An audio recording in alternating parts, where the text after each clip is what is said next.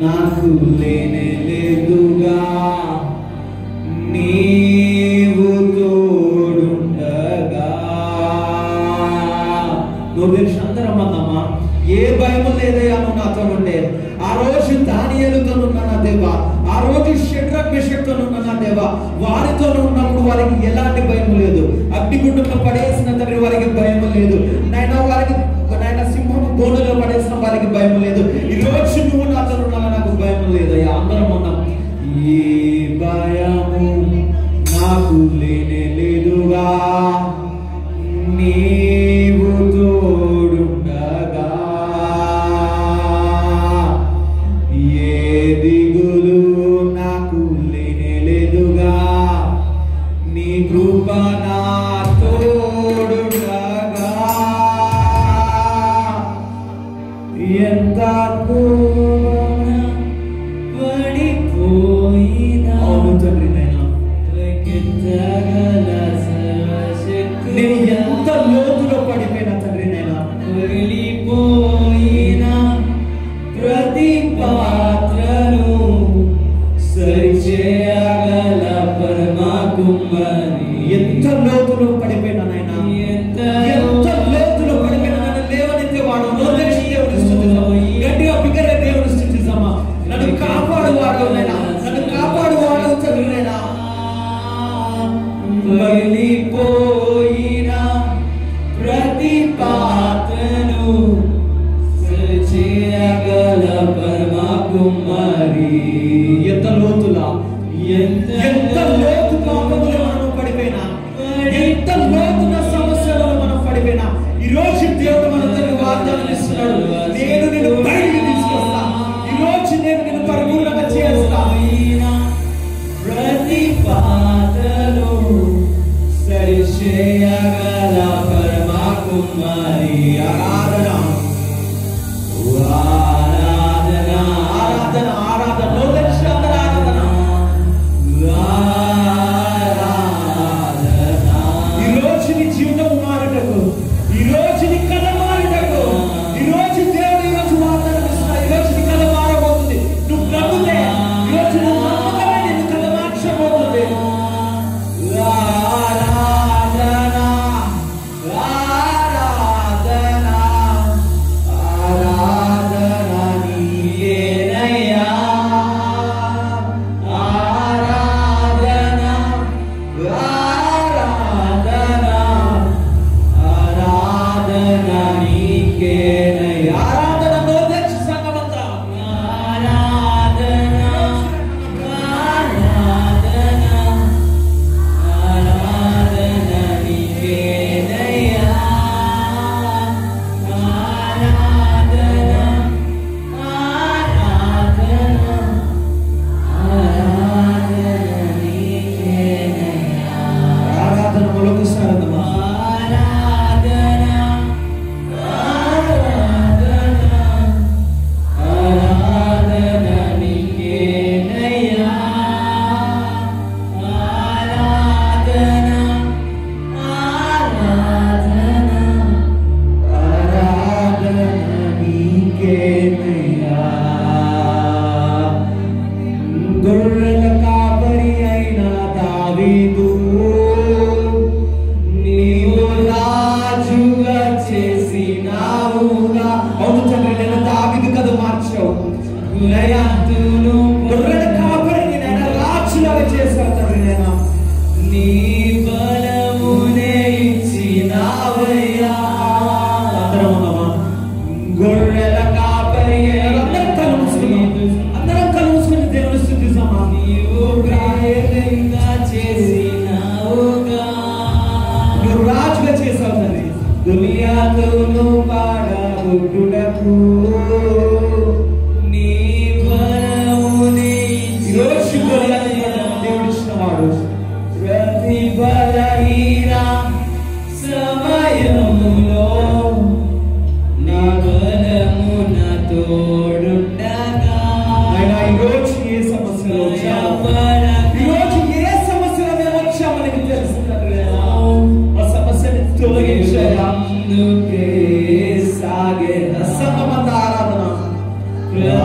బలహీన సమయములో నీ బలము నా తోడుండగా భయపడక ధైర్యముతో నేను ముందుకే సాగేదా. ఆరాధన ఆరాధన ఆరాధన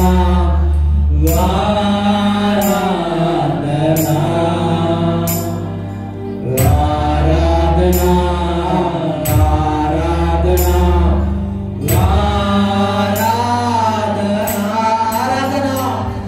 ఆరాధన ఆరాధన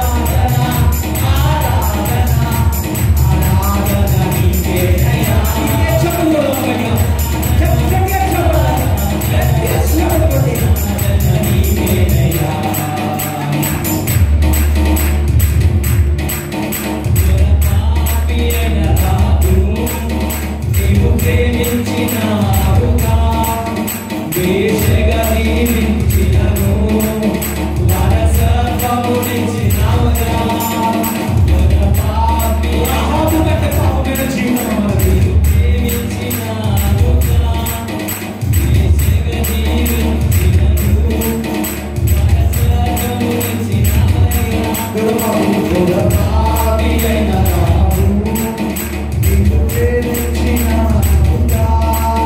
వేషగా జీవించినను ప్రాణం కంటే ప్రాణం వచ్చిందిగా. కాదు కదా. పాపి అయిన నాకు నిన్ను ప్రేమించినానుగా. వేశ్యని నేను మార్చాను. వేశ్యని మార్చాను దేవుడు.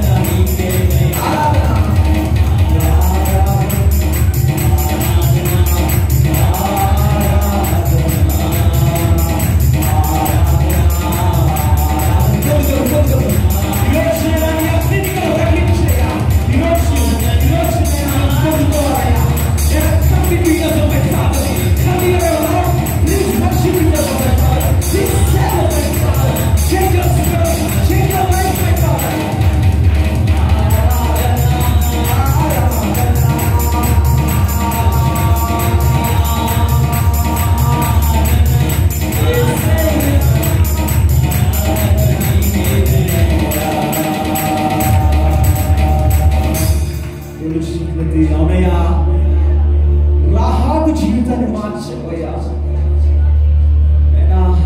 వేశ్య జీవితాన్ని మార్చిన తండ్రి, నేను వేశ్య హృదయం కలిగిన మా జీవితాలని మార్చలేవా? నేను మార్చయ్యా. ఈరోజు నువ్వు కొడితే, ఈరోజు నువ్వు దర్శిస్తే, ఈరోజు నువ్వు మాట్లాడితే దావీదు బ్రతుకు ఎలాగైతే మారిందో నాయనా, రాహాబు జీవితం ఎలాగైతే మారిందో ఈరోజు నా బ్రతుకు కూడా మారుతుందయ్యా. అందరం మొదలుచున్నాను. పాపి అయిన రాహాబు నీవు ప్రేమించిన ఇదే కదా, వేశ్యగా జీవించినను వారసత్వమునిచ్చినవయ్యా. గొర్రెపాపి రాహాబు కంటే పాపమైన జీవితం మనది కాదు కదా. నీవు దేనికి భయపడుతున్నావు? Just ask God today the Lord will change your life as you did today.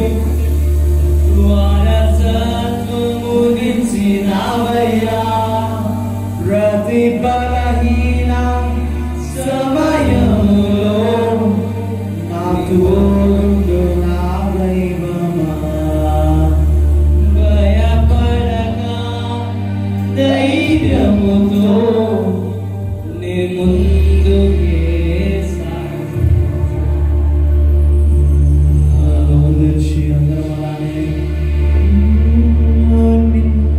అద్భుతం చేయుమయా నా జీవితంలో, నిన్నే నమ్మియున్నానేసయ్యా. ఈరోజు నిన్ను నమ్ముతున్నానయ్యా. అద్భుతం చేయుమయా నా జీవితంలో, నిన్నే నమ్మియున్నానేసయ్యా. అందరం కలిసి అద్భుతం చేయుమయా నా జీవితంలో, యేసయ్యా. నిన్ను కావాలి, నీ ఒకటి లేదయ్యా. నా జీవితం అద్భుతాన్ని చేయయ్యా. అద్భుతం చేయుమయా నా జీవితాన్ని మార్చయ్యా. Because I believe in you, my Father. అందరం కలిసి ముసుకలు దేవునిస్తున్నామా? నా జీవితాన్ని మార్చయ్యా. నిన్నే నమ్ముకున్నాను, నీ వంటి వారు ఎవరయ్యా? ఎవరిని నమ్ముకున్నాము మనము? నిన్నే నమ్ముకున్నాను,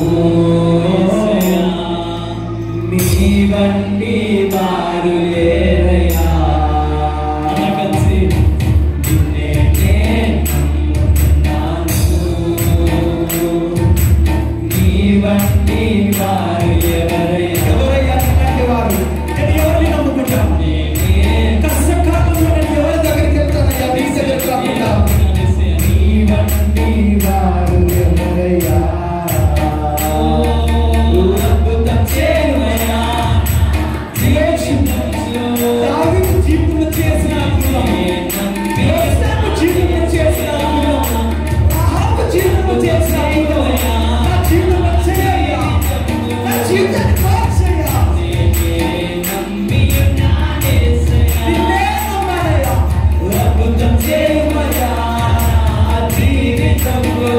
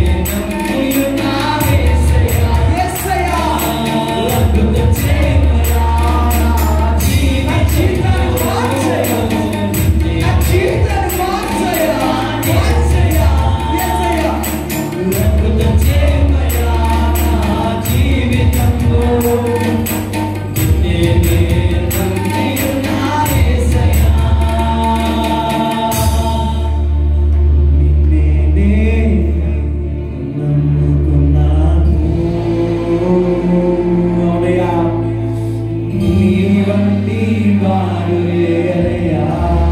ఎవరయ్యా నీలాంటి వారు? నిన్నే నమ్ముకున్నాను.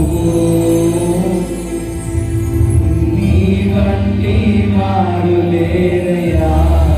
సన్నమంతా అద్భుతం చేయి. అద్భుతం చేయమయ్యా నా జీవితం. నా జీవితంలో అద్భుతం చేయ. నేనే నమ్మి ఉన్నాను యేసయ్యా. ఎవరిని నమ్మలేదయ్యా. అద్భుతం చేయమయ్యా నా జీవితంలో కథని మార్చయ్యా. నేనే నమ్మి ఉన్నాను యేసయ్యా.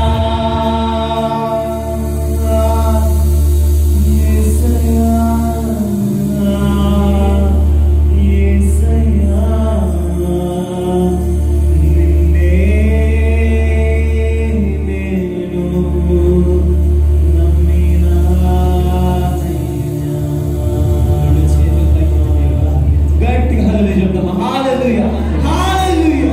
ఈ రోజు నాయనా నా వాక్యం ద్వారా నాతో నేను మాట్లాడాలి. ప్రార్థిస్తాం. ప్రభువా, అందరూ కలిసి నాతో పాటు ఈ 2 మాటలు చెప్పండి. ప్రభువా, గట్టిగా ప్రభువా, ఈరోజు నా కథ ఇది మొదలుకొని మారుటకు ఈరోజు నువ్వు నాతో మాట్లాడయ్యా. అందరం వలన కూర్చున్నాం. ఆమేన్.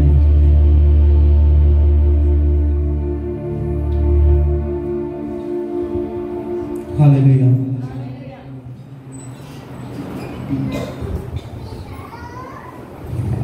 సంతోషంగా ఉన్నవారు ఒకసారి గట్టిగా హల్లెలూయా చెప్పండి. హల్లెలూయా. అంతే. కొంచెం సంతోషం అంటే కొంచెం హల్లెలూయా. గట్టిగా సంతోషం, ఎక్కువ సంతోషం అంటే ఎక్కువ హల్లెలూయా. హల్లెలూయా, హల్లెలూయా. నిద్ర వచ్చే వాళ్ళు హల్లెలూయా చెప్పండి. హల్లెలూయా. ఎవరికి వస్తలేదా నిద్ర? ఆకలి అవుతున్న వాళ్ళకి, ఎవరికైనా ఆకలి అవుతుందా? గట్టిగా చెప్పు మరి, ఆకలి అయితే. సో ఈరోజు కొంచెం మౌనంత తెలుసుకుంటాం. ఈరోజు మనము వర్షిప్ చేయకంటే ముందు మనం ఏమని మాట్లాడుకున్నాము? మన అంశం ఏంటిది? మర్చిపోయినారా?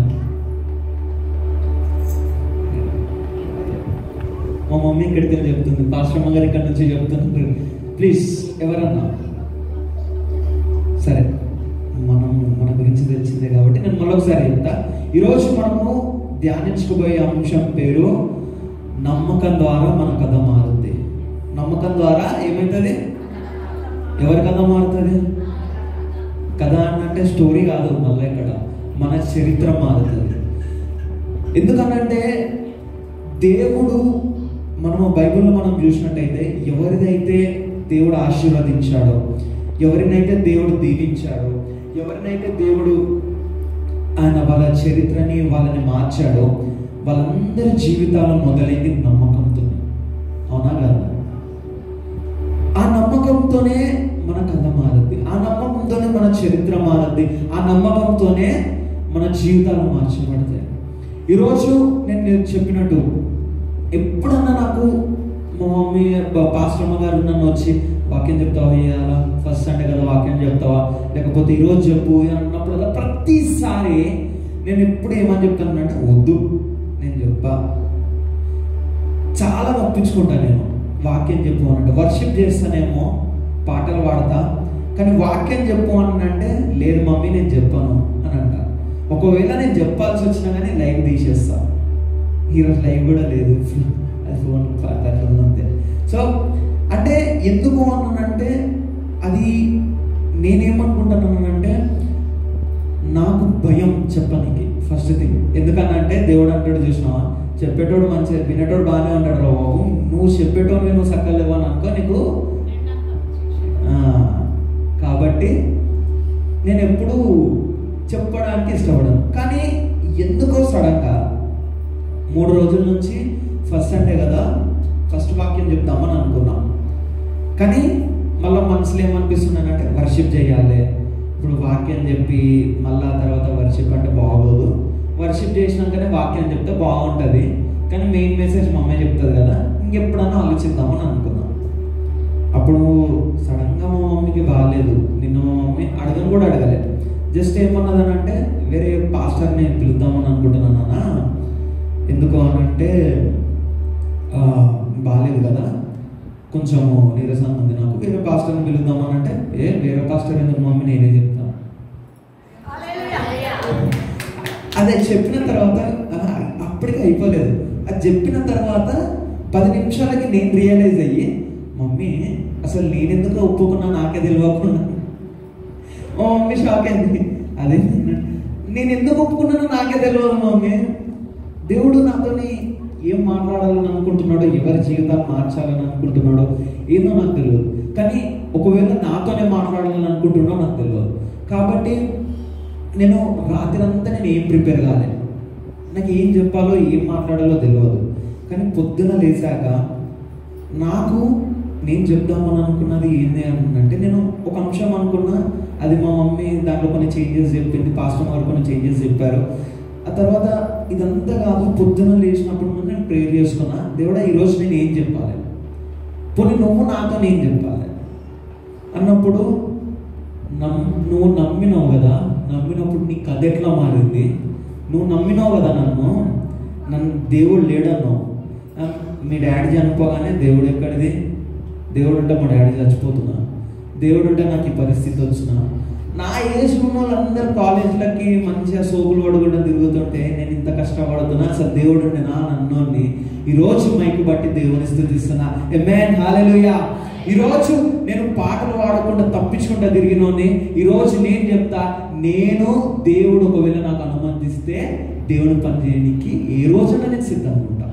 ఆమేన్, హల్లెలూయా.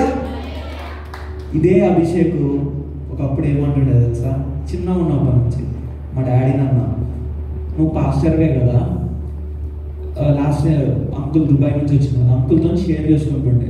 నేను మా డాడీని అంటుండే, నువ్వు పాస్టర్వి కదా డాడీ, మరి ఎందుకు నీకు కష్టాలు వచ్చినాయి, ఎందుకు నీకు ఇన్కమ్ లేదు, ఎందుకు ఒక నెల నువ్వు కోటీశ్వరుని లెక్క బతుకుతావు, ఒక నెల నువ్వు బికారి లెక్క తిరుగుతావు, నువ్వు పాస్టర్వే కదా, నాకు ఆ బతుకొద్దు, నేను నా సొంత తెలుగుతో ఉద్యోగం సంపాదిస్తా, గవర్నమెంట్ జాబ్ కొడతా, ప్రైవేట్లో నన్ను చేస్తా, కానీ నేను పాస్టర్ అవ్వను అని నేను చెప్తుండే. మా డాడీ అంటుండే, బిడ్డ ఈ లైఫ్ నీకు తెలియదు, ఈ లైఫ్ నీకు ఇచ్చే సాటిస్ఫాక్షన్ తెలియదు, ఆ సాటిస్ఫాక్షన్కి నువ్వు అలవాటు పడ్డావని అనుకో, నీకు డబ్బులు పెద్ద మ్యాటర్ అనిపించవురా అని. ఈరోజు నేను చెప్తున్నా, నా కథ మారింది. ఈరోజు నా కథ ఎట్లా మారిందనంటే, దేవుడే లేడన్నోడిని ఈరోజు దేవుడు తప్ప ఎవరు లేరని చెప్తా. ఈరోజు అసలు దేవుడు ఎక్కడ, దేవుడు ఉంటే ఇంత అన్యాయం చేస్తాడు అనేటోని, దేవుడు చేసే ప్రతి పని వెనకాల నీకు ఒక గొప్ప బ్లెస్సింగ్ ఉందని నేను చెప్తా. ఆమేన్. అలాంటి కథ మారింది నాది. అలా కథ నా ఒక్కనే మారిందా అని అనుకున్నప్పుడు దేవుడు నాకు ఈరోజు చూపించిండు, ఇక వట్టు బైబిల్ తీసి చూడు, నీకు అర్థమవుతుంది ఎవరి కథలు మారిందో, ఎట్లా మారిందో. ప్రతి కథ మారడానికి ముందు ఒక సమస్య. ఈరోజు నువ్వు ఒకవేళ అనుకుంటున్నావు సమస్యలు వస్తున్నాయి, ఈరోజు నేను ఇంత సమస్యలు ఉన్నాను, అందుకే ఈరోజు ఇందాక పాట పాడినాను కదా, ఎంత లోతులో నువ్వు పడిపోయినా, అంటే నీ ప్రాబ్లం ఎంత లోతులు ఉన్నా, లేదా నీ పాపపు జీవితం ఎంత లోతులు ఉన్నా కానీ దానన్నిటి నుంచి పైకెత్తగల సర్వశక్తుడు అని మనం అనుకున్నాం. అలాంటి జీవితమే ఒకరిది, రాహాబు జీవితం. రాహాబు ఎంతమందికి తెలుసు? రాహాబు వింటున్నారా అందరూ? ఒకసారి హల్లెలూయా చెప్పండి. హల్లెలూయా, గట్టిగా హల్లెలూయా.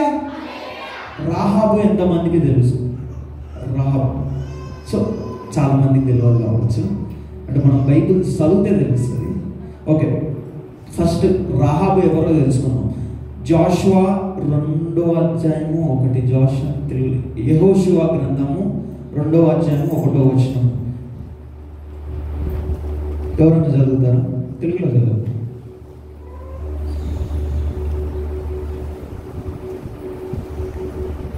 జోషువా 2:1.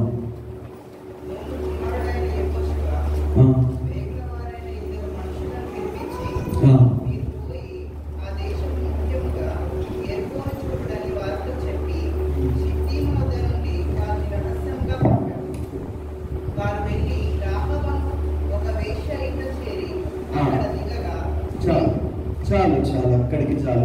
రాహాబు ఎవరంట? రాజా, వేశ్య. ఏమంటున్నారు? రాహాబుని వేశ్య. రాహాబు జీవితం ఎలాంటి జీవితం అంటే ఒక వ్యభిచార జీవితం. రాహాబు జీవితం ఎలాంటి జీవితం అని అంటే పాపపు జీవితం.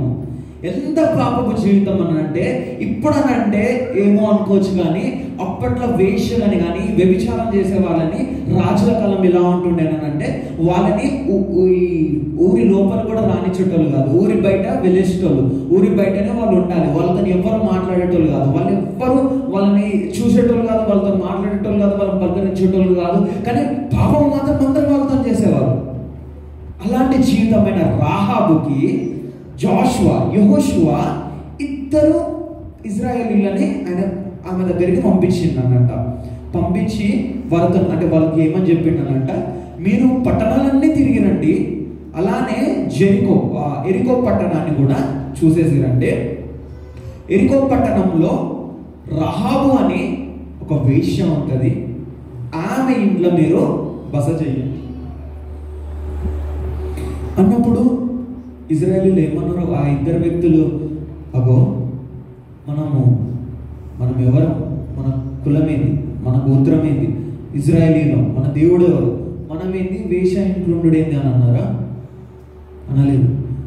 దేవుడు వాళ్ళకి చెప్పిన పని చేసిండు. యెహోషువ ఏదైతే దేవుడు మాటలు యెహోషువ ద్వారా దేవుడు ఎలానైతే వాళ్ళతో మాట్లాడి వాళ్ళని వెళ్ళి రాహాబు ఇంట్లో ఉండు అని చెప్పాడో వాళ్ళు అదే ఫాలో పోయినారు, రాహాబు ఇంట్లో ఉన్నారు. ఇప్పుడు ఈ వచ్చిన వాళ్ళు ఎవరో తెలుసా? ఈ ఇద్దరు ఇజ్రాయేలీ గూఢాచారులు, స్పైన్స్. ఎవరు వాళ్ళు? గూఢాచారులు అంటే మనందరూ తెలుసు కదా గూఢాచారులు అంటే ఎవరు. అక్కడికి వస్తారు, అన్నీ తెలుసుకొని వాళ్ళ రాజ్యానికి చేరేయాలి, అది వాళ్ళు చేసే పని. ఇప్పుడు మన ఇంట్లో లెట్స్ సే మన భారతదేశం ఉంది, మన భారతదేశానికి మన పక్కన దేశం నుంచి ఎవడో ఒకడు గూఢచారి వచ్చిందని అనుకో, మనకు ఆ విషయం తెలుసు, మనం ఏం చేస్తాం? వెంటనే పోలీసులకు కాల్ చేయమా? రహాబ్ సేమ్ ఇప్పుడు ఈ రాజ్యానికి, జెరికో రాజ్యానికి కూడా అలానే గూఢచారులు ఇజ్రాయెల్ నుంచి వచ్చినప్పుడు రాహాబు రాజుకి చెప్పలేదు, ఎవరికి చెప్పలేదు, వాళ్ళకి నివాసం ఇచ్చింది. కానీ ఒక్కరు చెప్పలేదు, రాహాబు చెప్పలేదు. పక్కన వాళ్ళు చెప్పకుండా ఉంటారా? ఎవరో ఎక్కడనో ఎట్లనో రాజుకి ఈ విషయం తెలిసింది. ఏమని తెలిసింది? ఇజ్రాయెల్ దేశం నుంచి ఇద్దరు వచ్చినారు. అప్పటికే రాజు ఏంటంటే భయపడుతున్నాడు, ఎక్కడ నా రాజ్యం కూలిపోతుందో, ఎక్కడ దేవుడు, ఎందుకంటే అప్పటికి దేవుడు ఈ రాజ్యాన్ని ఇజ్రాయేలీలకు అప్పచెప్పాడు కాబట్టి ఎక్కడ నా రాజ్యం కూలిపోతుందో అని ఆ ఎరికో మహారాజు ఏం చేస్తున్నాడు? భయపడతా ఉన్నాడు. అలాంటి సమయంలోనే ఒకడు వచ్చి మంచిగా సావకబురు సల్లగా చెప్పినట్టు అంటారు చూసినావా, అట్లా ఒక మంచి సావార్త తీసుకొని వచ్చింది. ఏమని? ఇద్దరు గూఢాచార్యులు మన పట్టణంలో ఉన్నారు. అలా తెలియగానే ఇప్పుడు అట్లా మన దగ్గర ఉన్నాడు అని అనుకో, మోడీ ఊరుకుంటాడా? రేవంత్ రెడ్డి ఊరుకుంటారా? ఏం చేస్తాడు? తాను పట్టుకరండి, సంపండి అని చెప్తాడు. అదే విధంగా ఆ రాజు కూడా ఏం చేసిండు? ఎవరైతే వాళ్ళకి హెల్ప్ చేస్తున్నారో, ఎవరైతే వాళ్ళకి సహాయం చేస్తున్నారో వాళ్ళని చంపండి, వీళ్ళు ఏడున్నారో వీళ్ళని చంపండి అని ఒక ఆదేశాన్ని, లైక్ ఒక జియోని పాస్ చేసిండు, గవర్నమెంట్ ఆర్డర్ని పాస్ చేసిండు. సైనికులు వచ్చి రహాబ్ ఇంటికి వచ్చినప్పుడు మనమైతే ఏం చేస్తాము? ఒకవేళ మనం హెల్ప్ చేసినా కానీ భయంతో చెప్పేస్తాం, ఉన్నారు నాకేం పట్టింది రా బాబు, నన్ను చంపుతారు, దేవుడి రాజ్యం పక్కన పెట్టి నేను చస్తాయ్యా అని అంటూ. కానీ రాహాబు అట్లా చేయలేదు. రాహాబు సైనికులని తప్పుదోవ పట్టించి ఆ ఇద్దరు గూఢచారులు ఎవరైతే ఉన్నారో వారికి సహాయం చేసింది. ఇప్పుడు మనందరికీ డౌట్ వస్తుంది, అదేంటి? ఆమె ఉంటున్న దేశము, ఆమె నివాసం ఉంటున్న పట్టణము, అది వదిలేసి వీళ్ళకి ఎందుకు హెల్ప్ చేయాలి? ఎందుకు రాహాబును ఎందుకు చేసినావు అని అన్నప్పుడు దానికి ఆన్సర్ మనకి జాషువా 2:9-11. ఎవరైనా యెహోషువకు రాసిన గ్రంథము 2వ అధ్యాయము 9వ వచనం చదువుతారా?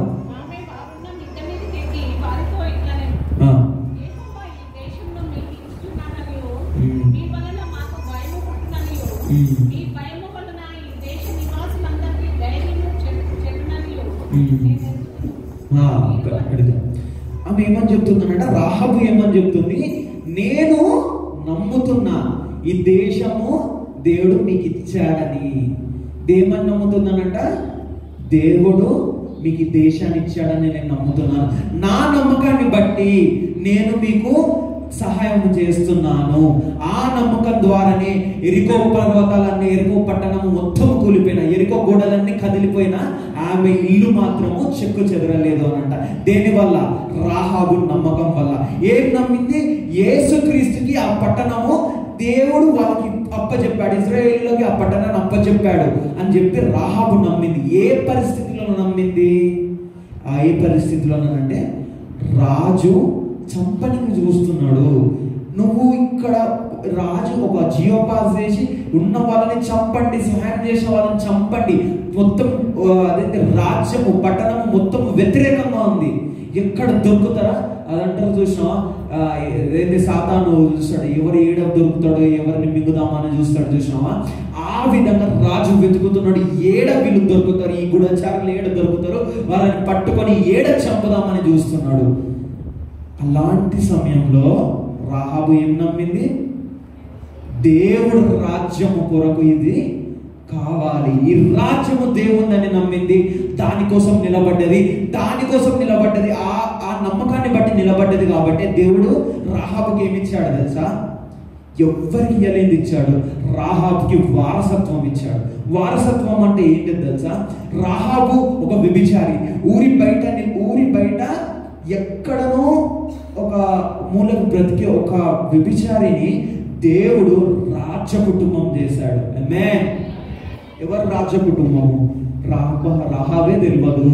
ఆమె రాజు ఎట్లయింది, రాజ కుటుంబం ఎట్లయింది, మాకిట తెలుస్తారు. అది కూడా చెప్పండి అంటారా? చెప్తా.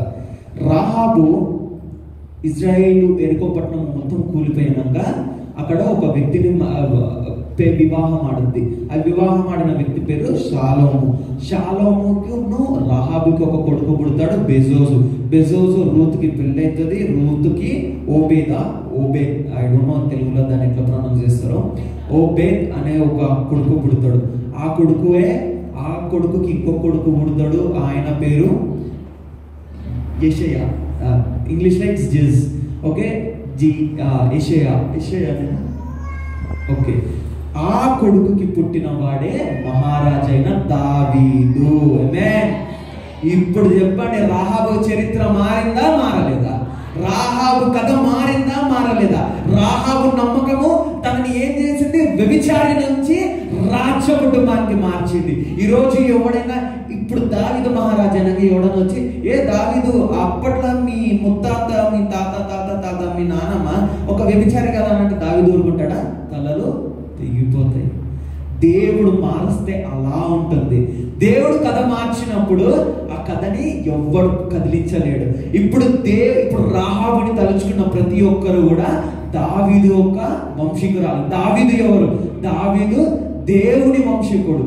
దేవుడు అంటే యేసుక్రీస్తు ఒక యాన్సిస్టర్ అంటే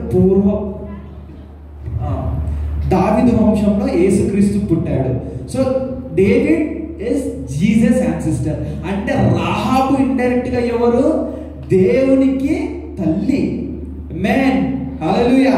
అంటే దేవుడు కథ మార్చినప్పుడు ఎట్లుంటదని అంటే, ఒక నీ చినిగిపోయిన జీవితం నుంచి కుక్కలు చింపిన విస్తరాకులుగా, మన తెలంగాణ భాషలో చెప్పాలంటే కుక్కలు చింపిన విస్తరాకు బతకనంటూ చూసినాం. రాహాబు జీవితం అదే. రాహాబు జీవితం కుక్కలు చింపిన విస్తరాకు బతికే. కానీ దేవుడు ఆమె కథ మార్చినప్పుడు ఆమె రాజ్య కుటుంబకురాలైంది. ఆమెని ఎవ్వరు కదిలించలేని స్థాయిలో ఆమె పేరుని దేవుడు నిలబెట్టాడు. ఎందుకు నిలబెట్టాడు? నమ్మకాన్ని బట్టి. ఆమేన్. ఈరోజు అలాంటి నమ్మకము మనకుందా? అలాంటి నమ్మకము మనకుందా? లేదు.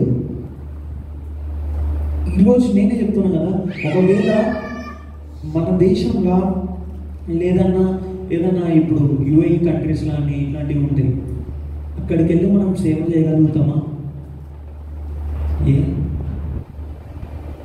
నమ్మకం ఉంది కదా,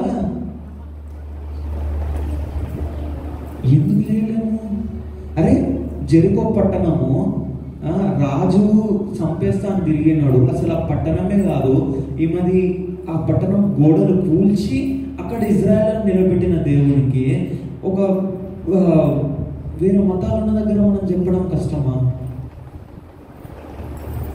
దేవునికి కష్టం కాదు, మనకి కష్టం.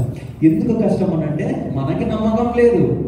ఎందుకు నమ్మకం? ఆ నమ్మకం లేదు కాబట్టి ఎప్పుడన్నా మనము ఎగ్జామ్ రాసినప్పుడు అమ్మో నాకు ఫస్ట్ ర్యాంక్ వస్తుందా, నాకంటే ముందు ఆమె మంచిగా చదువుతుంది. అరే నేను అప్పుడప్పుడు మా మమ్మీకి అంట, మమ్మీ ఈ కారు కొందాం అనుకుంటున్నానంట. క్యాలిక్యులేట్ చేస్తే వచ్చిన అదేంటి శాలరీలు మా ఖర్చులన్నీ ఏడికాడికి అయిపోతున్నాయి. ఇవన్నీ ఎందుకు నాన్న వద్దు అని అంటది. నాకు నేను ఎప్పుడు నా ఫ్రెండ్స్తోని కానీ నా తమ్మునికి కానీ ఎవ్వరికన్నా ఒక కారు, మళ్ళీ కారు ఏంది 10 లక్షలు 20 లక్షలు కాదు, ₹1,00,00,000 బిఎండబ్ల్యూ చూపిస్తా, బెన్స్ చూపిస్తా. నేను చెప్తా నేను ఇది కొంటా. అది ఎట్లా కొంటానో నాకు తెలియదు. నేను గొప్పనైతా. నేను మొన్న మా ఆఫీస్లో కూడా ఇట్లానే టీమ్ ఇంట్రడక్షన్ అవుతుంటే నన్ను అడిగినారు, నువ్వేమవుతావు అంటే నేను ఏమవుతానో నాకు తెలియదు, నేను ఏం చేస్తానో నాకు తెలియదు. ఎందుకనంటే ఆయన అనుమతి లేకుండా నా జుట్టు 40 అవుతుందో తెలియదో నాకు తెలియదు. కాబట్టి నేను ఏం చేస్తా, ప్రేయర్ చేస్తా. కానీ ఏమవుతానో నాకు తెలుసు. లాస్ట్లో ఏం చేస్తానో ఎలా బతుకుతానో నాకు తెలియదు. కానీ నేను మాత్రము ఒక శిఖరంలా ఎదుగుతాను. నేను నమ్ముతున్నాను. ఎందుకు నమ్ముతున్నాను? ఎందుకంటే నాకు నమ్మకం ఉంది. రహాబు జీవితాన్ని మార్చిన దేవుడు అభిషేక్ జీవితాన్ని కూడా మారుస్తాడు. అభిషేక్ జీవితాన్ని మార్చిన దేవుడు అఖిల్ అర్గిత్ హ్యాపీ మీ అందరి జీవితాలు కూడా మారుస్తాడు. ఇక్కడ కూర్చున్న ప్రతి జీవితం మార్చబడుతుంది. ఆ మార్చడానికి ఒకే ఒక కారణము నమ్మకం. హల్లెలూయా. అలానే మారబడిన జీవితాలు బైబిల్లో వెతికినప్పుడు రాహాబేనా కాదు.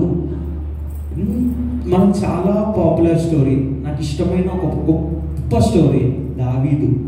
హల్లెలూయా. అదే కదా ఇందాక పాడుకున్నాము, గొర్రెల కాపరి అయిన దావీదు నీవు రాజుగా ఏం చేశాడు? రాజుగా చేసినావయ్యా గునియాతోను పడగొట్టుటకు. ఎవరి బలం ఇచ్చాడు? నీ బలమునే ఇచ్చినావయ్యా. ఎవరంట? దావీదు. సరే, మొదటి సామ్యూయేలు గ్రంథము 16వ అధ్యాయము 11వ వచనం ఒకసారి చూద్దామా? మొదటి సామ్యూయేలు గ్రంథము 16వ అధ్యాయము 11వ వచనం.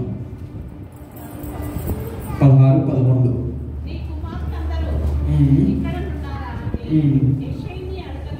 ఓకే.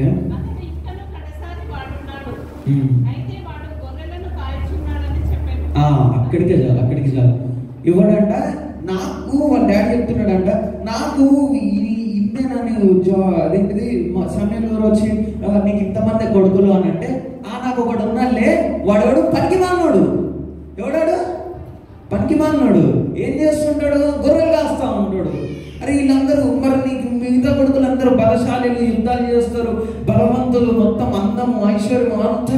అసలు ఒక రాజు తర్వాత ఒక సైన్యాధిపతి రేంజ్ ఎదిగే అదేంటిది శక్తి ఉన్న ఇంతమంది కొడుకులల్లా ఒక పనికి మాలినోడు పొట్టోడు ఏ పని రాక ఏం చేస్తాడంట? పాటలు పాడుకుంటా తిరుగుతాడనంట. రోజు ఆయన పని ఏంది? గొర్రెలను తీసుకోవాలి, గేజింగ్కి వెళ్ళాలి. గేజింగ్ అని అంటే వాటిని తినిపియనికి తీసుకొని వెళ్ళాలి. ఆడున్నంతసేపు మరి ఈయన బోర్ కొడుతుంది కదా. ఆ బోర్ కొట్టినప్పుడు హార్ప్ అని ఒక ఇన్స్ట్రుమెంట్ ఉంటుంది. ఆ హార్ప్ ప్లే చేసుకుంటా పాటలు పాడుకుంటూ ఉండేటోడు. అంతే దావీదు చేసే పని అది మాత్రమే. అందుకే పనికి మాలిన దావీదు ఏం పనికి వస్తాడు? కత్తి కొట్టడం కూడా రాదు. అది చేత కాకనే ఆఖరికి భూమిని దున్నడం చేత కాదు కాబట్టి గొర్రెలను కాయపోరా ఒక పనికి రానోడా అని చెప్పి నేను పంపించిన. నువ్వేందయ్యా సమయంలో నువ్వు వచ్చి మళ్ళా ఆయనని పట్టుకురానంటూ ఆయనని నేను అభిషేకిస్తా అని చెప్తావు. ఆయన పనికి రాడు అని అంటాడు. సమయంలో ఏమంటాడు? నువ్వు కాదు చెప్పాల్సింది, దేవుడికి ఆయన నచ్చిండు. దేవుడు ఆయన నచ్చిండు కాబట్టి ఆయన తీసుకురా అభిషేకం చేసాడు. ఇప్పుడు ఇదంతా దావీదు ప్రమేయం లేకుండా జరిగింది. ఈ కాన్వర్సేషన్ లేకపోతే ఈ మాటలు ఏదైతే జరిగిందో ఇదంతా దావీదు గురించి మాట్లాడినారు, కానీ ఇక్కడ దావీదు లేడు. కానీ దావీదు నమ్మకం ఎక్కడ చూపించాడు తెలుసా?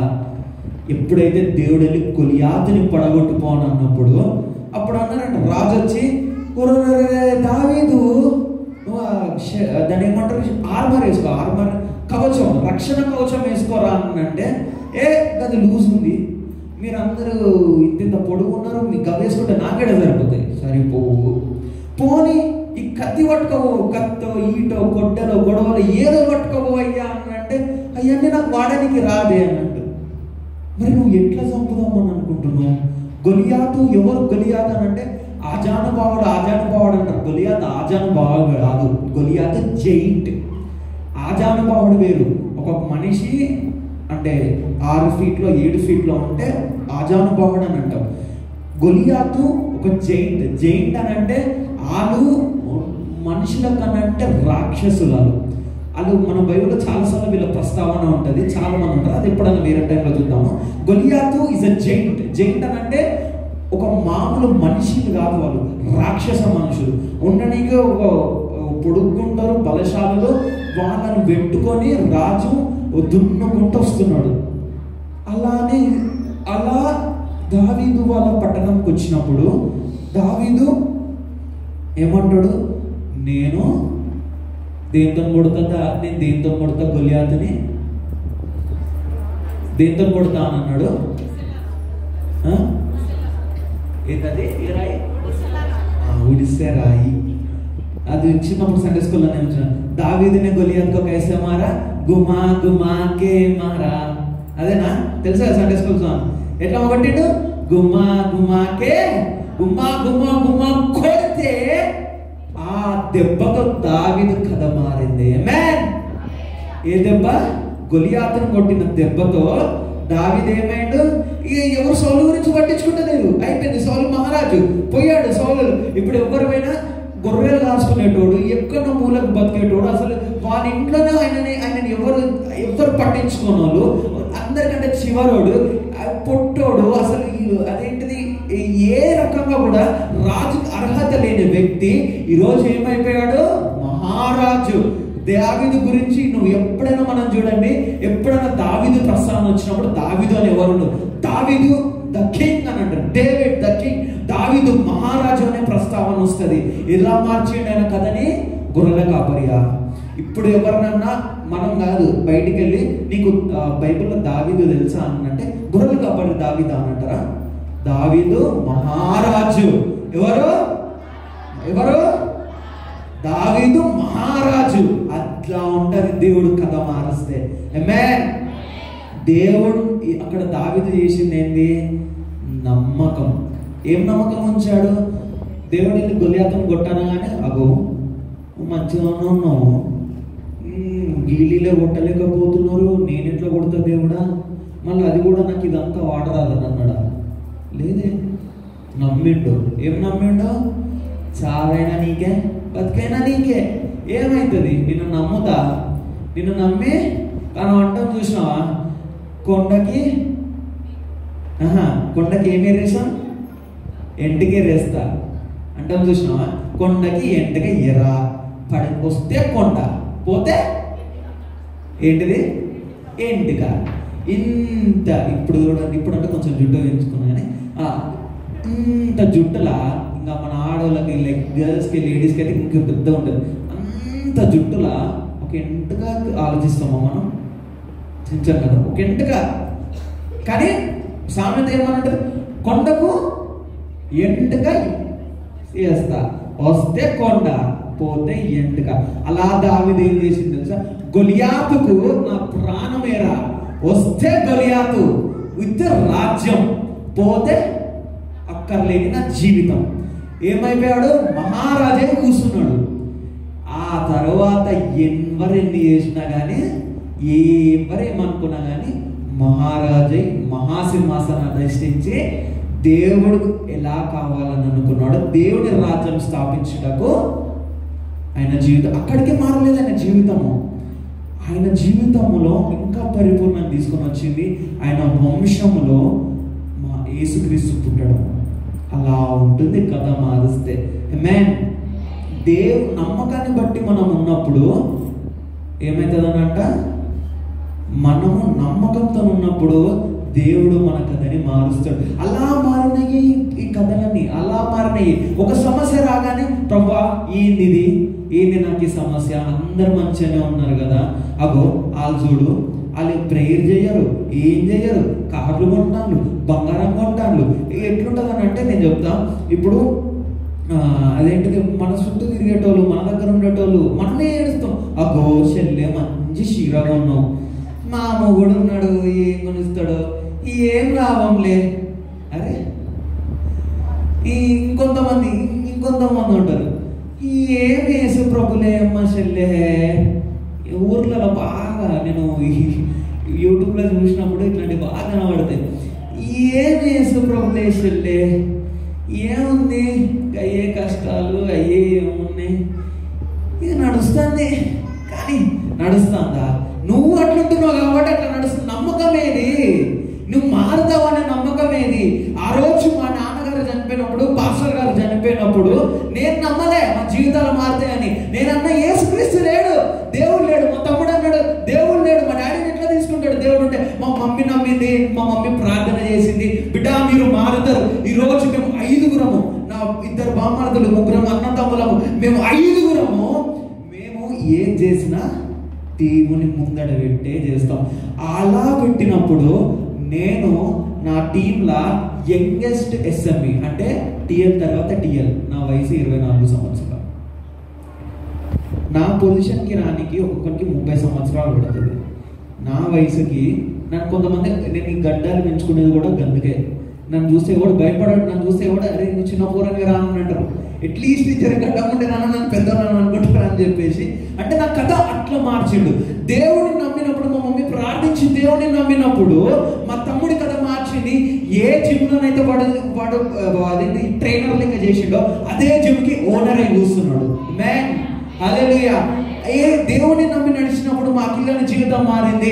ఎప్పుడైతే వాడు ఎగ్జామ్లలో ఫెయిల్ అయినాడో దేవుని నమ్మిండు, ప్రార్థించుకున్నాడు, కొడితే అన్ని ఎగ్జామ్లు పాస్. హల్లెలూయా. ఆమేన్. అలా ఉంటది దేవుడు కథ మారుస్తే. This is not an end, this is just a beginning. ఎందుకు అనంటే ఇప్పుడిప్పుడే మేమేం చేస్తున్నాం, మా కథలని మారుస్తున్నాం. ఎలా మారుస్తున్నాం? నమ్మకం ద్వారా. అందుకే గత 2 వారాల నుంచి పాడుతున్నాం కదా, మీకు బాగా పాట ఏమైనా చేయగలము, కొంచెం ఎక్కువ తీసుకుంటారు. గద మొత్తం మార్చగలవు. ఏం చేసిండు? రాహాబు జీవితాన్ని కథ మార్చిండో మారలేదా? ఏం చేశాడు? రాహాబు జీవితాన్ని వారసత్వం ఇచ్చాడు. దావీదుని మహారాజు చేశాడు. ఏమైనా చేయగలము, కథ మొత్తం మార్చగలము, నీ నామముకే మహిమంతా.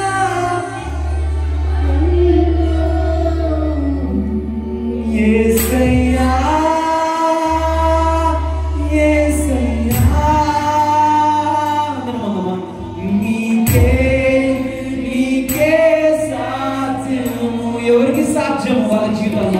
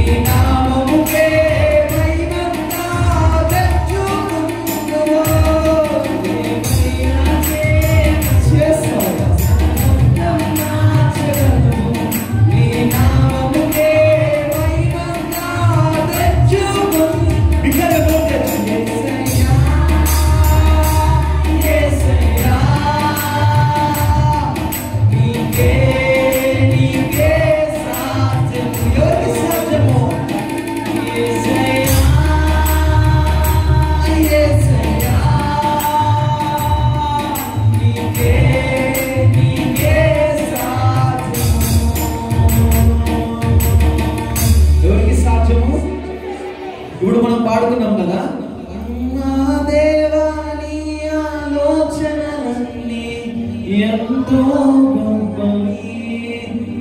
ఈ రోజున దావీదు అనుకొని ఉంటాడా నేను మహారాజా అవుతానని? రాహాబు అనుకుందా నేను ఒక వేష జీవితం నుంచి ఒక దేవుని వారసత్వాన్ని, దేవునికి తల్లినయ్యే అవకాశాన్ని నాకు అనుగ్రహిస్తాడని? ఈరోజు వాళ్ళు అనుకోలేదు. అందుకే నా ఊహకు మించిన కార్యములెన్నో జరిగించుచున్నవి అని అంటాడు. అలానే బైబిల్ ఇంకొక కథ ఉంది, చివరికి చెప్పి ముగించేసుకున్నాము. ఈ బైబిల్లో ఇంకొక వ్యక్తి ఉంటాడు, బిట్రేయల్. బిట్రేయల్ని తెలుగులో నమ్మక ద్రోహం. నమ్మక ద్రోహానికి లోబడిన బిట్రేయల్ అయిన వాడు, ఆయన జీవితంలో ఆయన సొంత వాళ్ళే, తోడబుట్టిన అన్న చెల్లెలు, అక్క తమ్ముళ్ళు, వీళ్ళే ఆయనని అమ్మేసిన పరిస్థితి. ఆయన ఎవరైనా గట్టిగా అందరూ ఒకసారి హల్లెలూయా హల్లెలూయా. ఎవరు ఆ వ్యక్తి? ఎవరు? యోసేపు. యోసేపు కథలా ఎంత విచిత్రంగా ఉంటుంది అంటే, జెనసిస్ 41:39-43 సార్ చూడండి. జెనసిస్ 41:39-43 ఆది కాండము. దేవుడు ఇదంతయు నీకు తెలియపరచును గనుక నీ వలె ఓకే. నీవు నా ఇంటికి అధికారివై ఉండవలెను. ఆ. నా ప్రజలందరూ నీకు విధేయులై ఉందురు. ఓకే. సింహాసన విషయంలో మాత్రమే ఆ. నేను నీకంటే పైవాడనై ఉందునని ఆ. యోసేపుతో చెప్పాను. ఆ. మరియు ఫరో, ఆ. చూడుము, ఐగుప్తు దేశమంతటి మీద నిన్ను నియమించి ఉన్నానని యోసేపుతో చెప్పాను.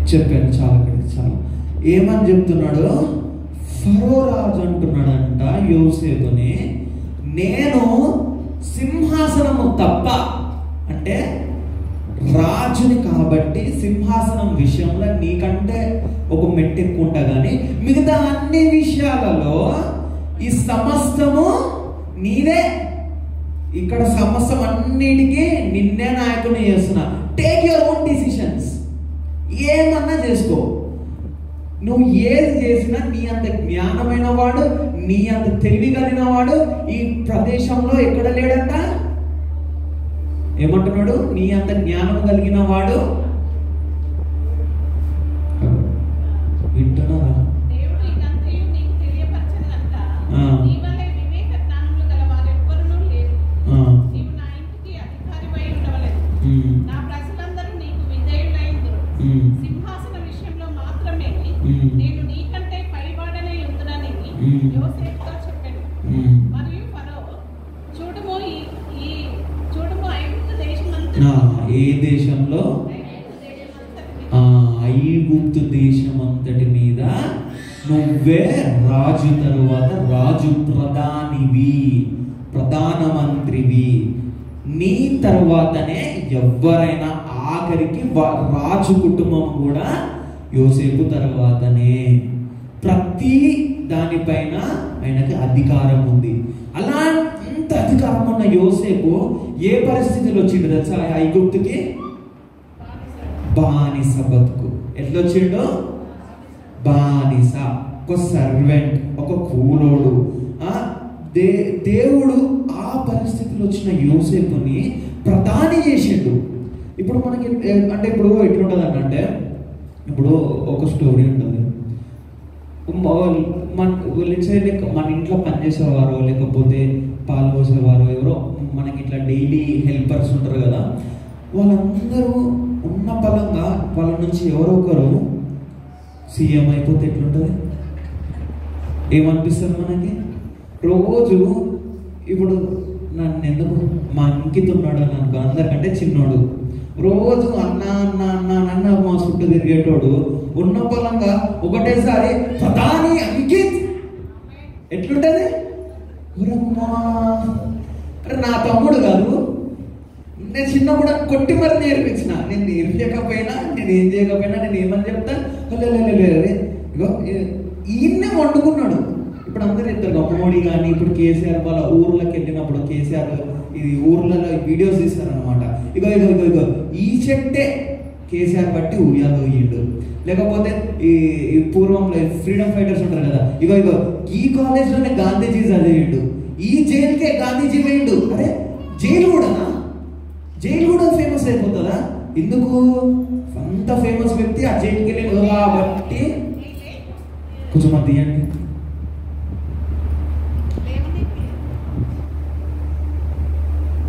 అంత ఫేమస్ వ్యక్తి జైలుకి వెళ్ళినప్పుడు ఆ జైలు కూడా ఫేమస్ అయిపోతుంది. కాబట్టి అంటే వీళ్ళందరూ చిన్నప్పుడు అంటే మన రోజు మన దగ్గర పనిచేసేటోళ్ళు, మనకి హెల్ప్ చేసేటోళ్ళు, మన చూడబొట్టులో మనకు తెలిసిన వాళ్ళు ఒక గొప్ప స్థానానికి వెళితేనే మనకి ఆశ్చర్యం ఉంటుంది. Will be shock.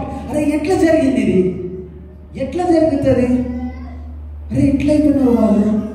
దాంట్లో కొంతమంది ఏడ్చేటోళ్ళు ఉంటారు, అది వేరే విషయం. కానీ మనం ఇప్పుడు చాలా బలానమ్మకమైన మంచి దాసులు లెక్క మనం మంచోళమే ఏడవము అని నమ్ముతూ నేనేమని చెప్తున్నా, అరే నాకు తెలిసిన వాడు, నా దగ్గర పనిచేసినాడు ఈరోజు అంత గొప్ప స్థాయికి ఎదిగిండో అని మనం ఎట్లా అనుకుంటాము. అలానే యోసేపు కూడా ఒక కూలోడు, ఒక సర్వెంట్. ఆయన సొంతంగా కూడా ఆయన ఏ పని చేయడానికి అర్హుడు కాదు. అక్కడ ఆయనకి వారసత్వం లేదు. అక్కడ ఆ ప్రదేశంలో అతనికి నేషనాలిటీ అంటారు. ఆయన అంటే దానికి నేషనాలిటీ నేను తెలుగులో ఏమంటారు నాకు తెలియదు. హక్కు, రాజ్యాంగ హక్కు, రాజ్యాధికారం. I don't know what we call in Telugu, but nationality అంటే హక్కు. అక్కడ అక్కడే నివాసికుడు కాదు, అక్కడ ఎలాంటి వాడు కాదు. But still he became prime minister for that country. ఎట్లా మారిండు? ఏమన్నాడు అప్పుడు ఆయన? దాన్ని ఏమంటారు, వాళ్ళ తమ్ముళ్ళు వచ్చి, వాళ్ళ అన్నలు తమ్ముళ్ళు అందరు కలిసి ఆయనని మురికి గుంటలో పిట్లో పడేసినప్పుడు ఏడ్చే ఉంటాడు. బట్ దేవుణ్ణి దూషించలేదు. ప్రభా, ఇంత మంచిగా బతికిన మా నాయన నాకు రంగురంగుల బట్టలు తొలగిస్తుండే, మంచి ఉంగరాలు పెడుతుండే, నన్ను తీసుకొని వచ్చి ఇక్కడ పడేసినావు అని ఏడ్చిండా. ఏది యేసు ప్రభు నాకు ఏం చేసిండు? ఈరోజు యేసు ప్రభుని నమ్ముకున్నందుకు నేను ఏమైనా ఒక అదేంటి సర్వెంట్ లెక్క అయిపోయినా, ఒక కూలం లెక్క బతుకుతున్నా అని ఏడ్చిండా? లేదు. ఆ పరిస్థితులలో కూడా, ఏ పరిస్థితులలో ఒక కూలం లెక్క, ఒక సర్వెంట్ లెక్క బతుకుతున్నప్పుడు కూడా పాపం చేయలేదు, దేవుని పట్ల విశ్వాసం ఉంచాడు. అంతేనా? కారాగారంకి వెళ్ళాడు, అంటే జైలుకి వెళ్ళిండు. జైలుకి చెయ్యని నేరం మీద పడ్డది. మనం ఏం చేస్తాం? ఎవరైనా వచ్చి నువ్వు జైలు తప్పి చేసినావు అని అన్నావు అని అనుకో, మనం ఏం చేస్తాం? నేనుడే చేసిన, నాకేడైతే నేను చేయలే, అంత ఆర్గ్యూ చేసే మనము చెయ్యని తప్పుకి నిందపడి ఆయన జైలుకి వెళ్ళినా కానీ దేవుణ్ణి దూషించలేదు, దేవుని పట్ల విశ్వాసం కలిగి ఉంచాడు. ఆ విశ్వాసమే ఆయన ఏం చేసింది? ప్రధానిని చేసింది. ఆమేన్. ఈరోజు ఆ విశ్వాసము మనకు ఉందా? నువ్వు ఉందా? ఓకే. ఒకవేళ ఎవరన్నా వచ్చి ఈ రోజు నుంచి దేవుని స్తుతిస్తే మీరు జైలుకి వెళ్తారంటే ఎంతమంది నెక్స్ట్ సండే నుంచి చర్చ్కి వస్తారు? చేయలేపండి ఒకసారి, ఒకసారి గట్టిగా అందరు రెండు చేతులు చేయలేపండి, రెండు లేపండి. ఎవరైతే వస్తారో, ఒకవేళ ఒక జియో వచ్చి ఏమన్నా వచ్చి మీరు ఇక చర్చిలు పెట్టొద్దు అని అంటే ఎంతమంది చర్చికి వస్తారు? ఒక రూల్ వచ్చి మీరు చర్చికి వెళ్ళొద్దు, దేవుని స్తుతించొద్దు అని అంటే అందరు వస్తారు కదా. మరి రోగాలు వచ్చినప్పుడు ఎందుకు రామండి? హల్లెలూయా. అంటే అది జరగదు కాబట్టి వస్తా. ఇది జరుగుతుంది, ఈ రోజు నీకు బాగుండకపోవచ్చు, మరి ఎందుకు రాము? చెప్పండి.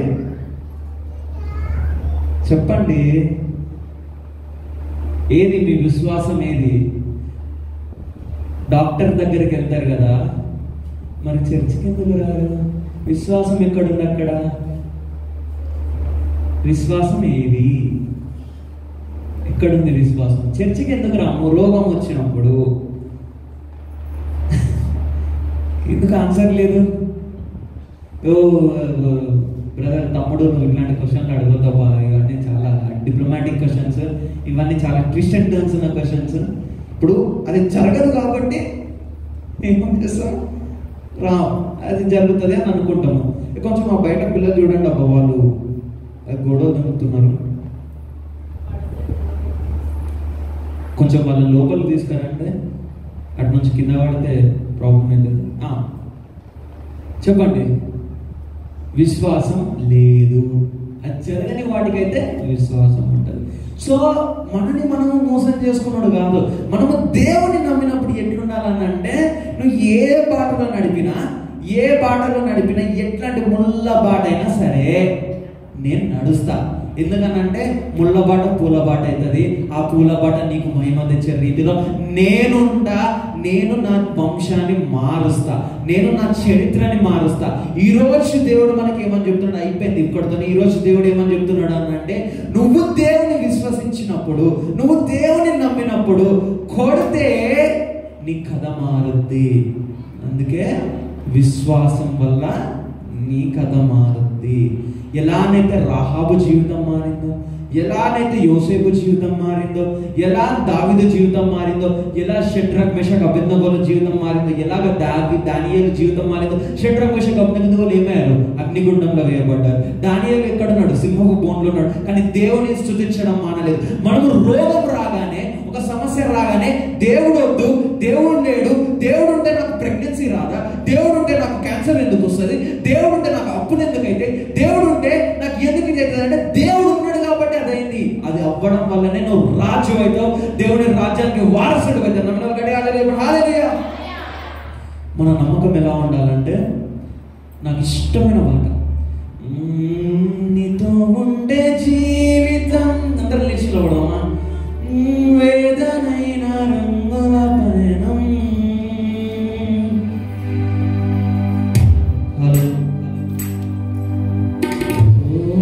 నువ్వే నా ప్రాణాధారము, నువ్వే నా జీవాధారము.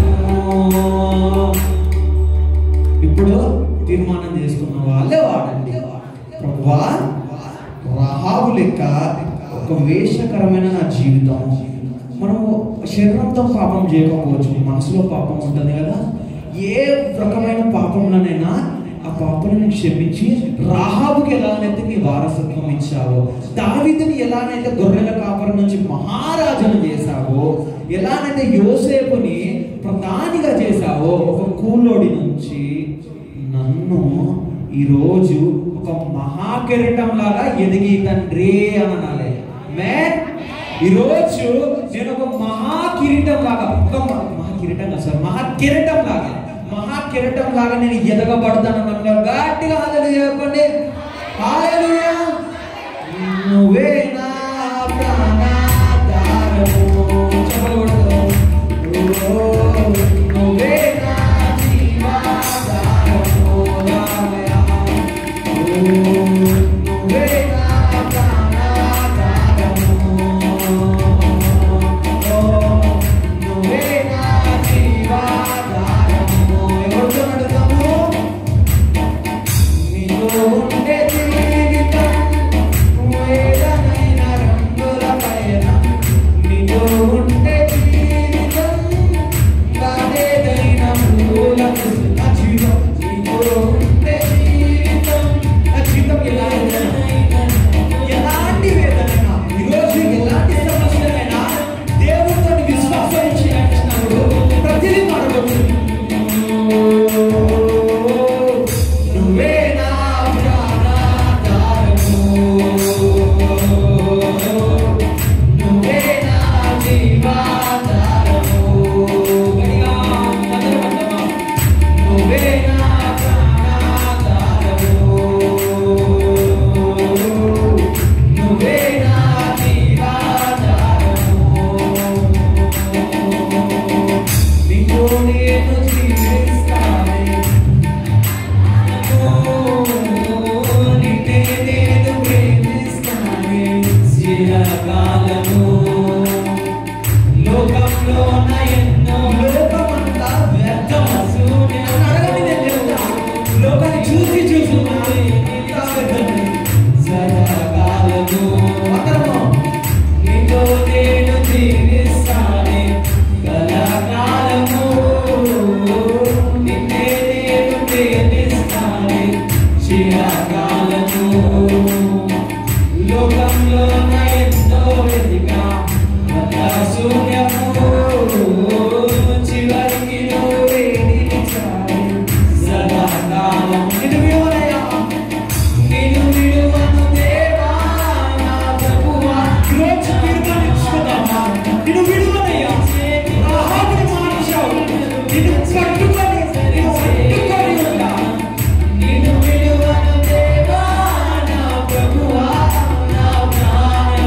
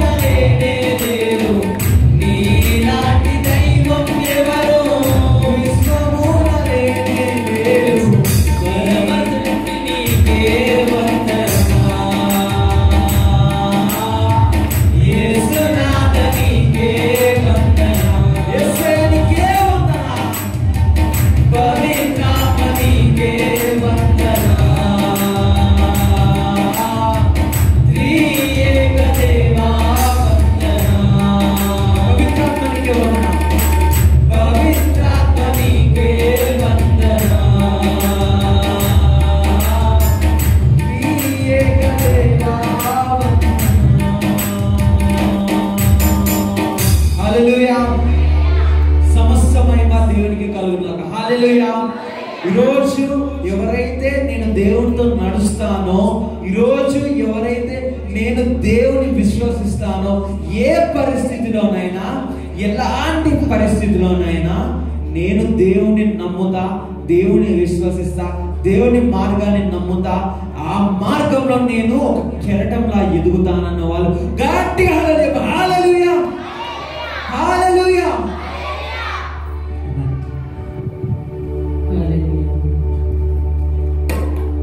హల్లెలూయా, హల్లెలూయా.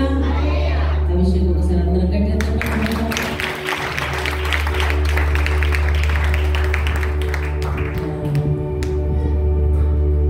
దేవుడు నమ్మదగిన దేవుడు కాబట్టి మరి ఆ బిడ్డ సాక్ష్యం ద్వారా తన జీవితంలో నుండి వచ్చిన మాటలను బట్టి, అలాగే దేవుడు చేసిన మేలను బట్టి దేవుడు నిజంగా నమ్మదగిన దేవుడు. నేను ఇంతకుముందే చెప్పాను కదా, మేము నమ్మిన దేవుడు మీరు కూడా నమ్ముకుంటున్నారు కదా. మా దేవుడే మీ దేవుడు, మీ దేవుడే మా దేవుడు కదా.